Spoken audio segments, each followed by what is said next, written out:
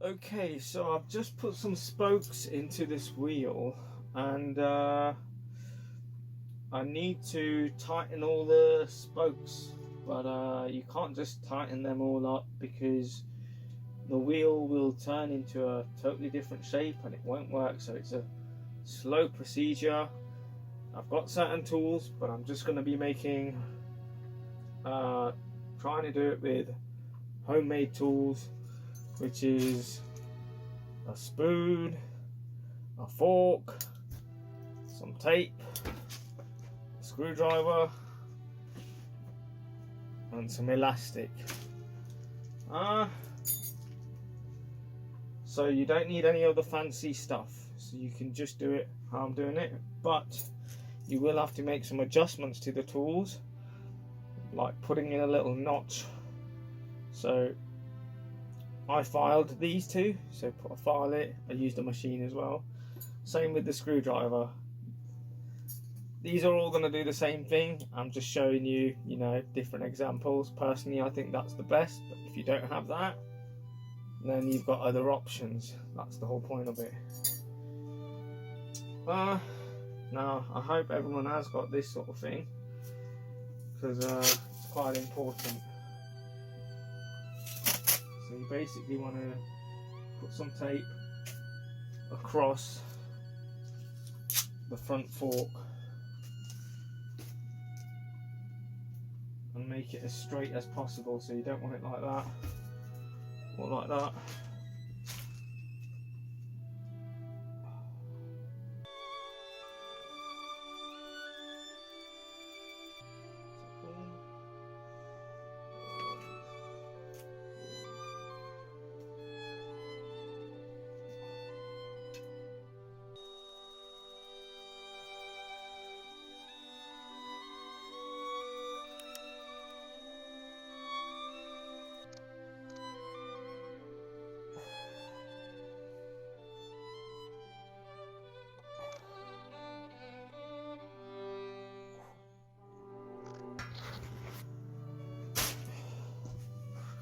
So what I've done there is find the middle between the two forks, and then after I found the middle, I marked it off.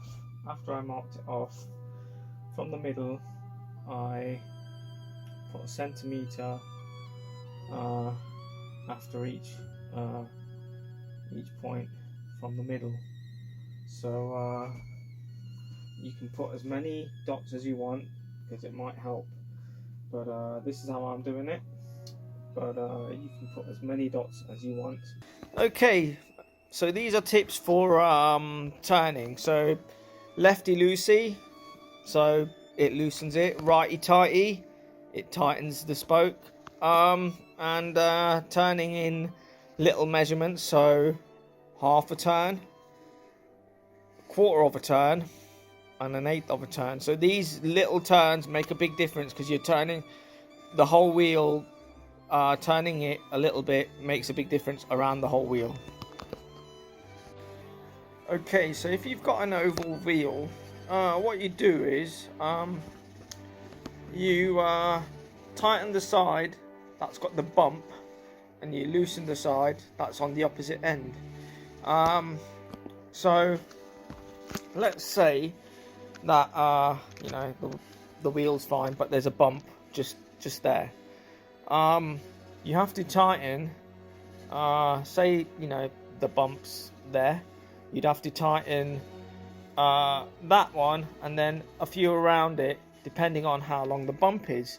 You tighten the middle one the most, so half turn, the ones around it a quarter turn, and if it keeps carrying on, you just give it an eighth of a turn on the other sides, and you grab the wheel and you go to the opposite end and slightly loosen the other sides. So that's how you get rid of the oval.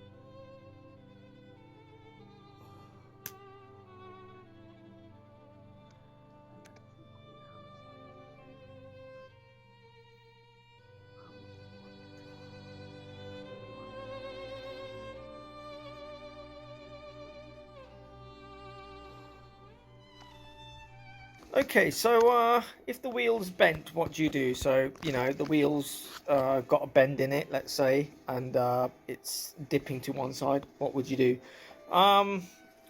It's quite simple. So, again, let's have a look at the wheel and say there's a bend there and it's coming towards us. If it's coming towards you, you don't want to mess with the parts that are coming towards you, the spokes.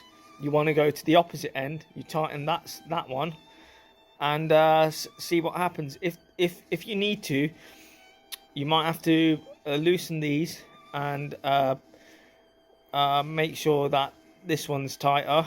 And depending on how big the bend is, you carry on to the spokes on the other side. But you know, that's how you get rid of the bend.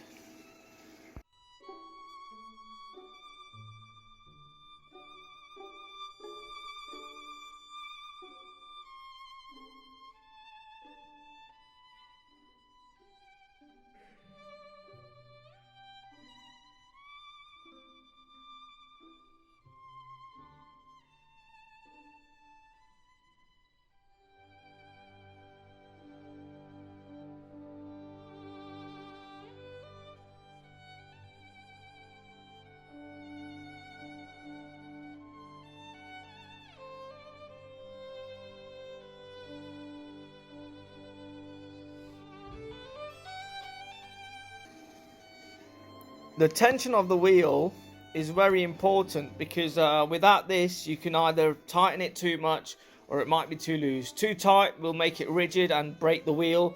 Too loose will break the spokes. So you need the right amount of balance, so not too tight, not too loose. And you have to remember that one side will be a little bit tighter than the other side. I think it's the drive side. So I think this is the drive side. Which has to be tighter because it's got more pressure on that side from the spokes. And the way to check, the way I've not got any tools, and the way to check it is get a wheel that you've already got, and that wheel just have a feel of the spokes. There shouldn't be too much play, and with that. So that one is a bad one. See that? It's not been threaded properly. So what you have to remember is that they should be touching. So these ones aren't even touching. There's no touch, and you can hear it. You can hear it. You can hear the sort of crushing sound. And you just have to make sure that there's only a little bit of flex, not too much, not too much. And that's the only way you can do it without a tool that I know of. I think there's a pitch that you can make a sound, and there might be an app for that. I don't know, I've not really looked for it. I've just felt my tires from other bikes and used that as a tool. And you might have to ride it 1 or 2 times and then retension it just in case, because sometimes they can get twisted. All right.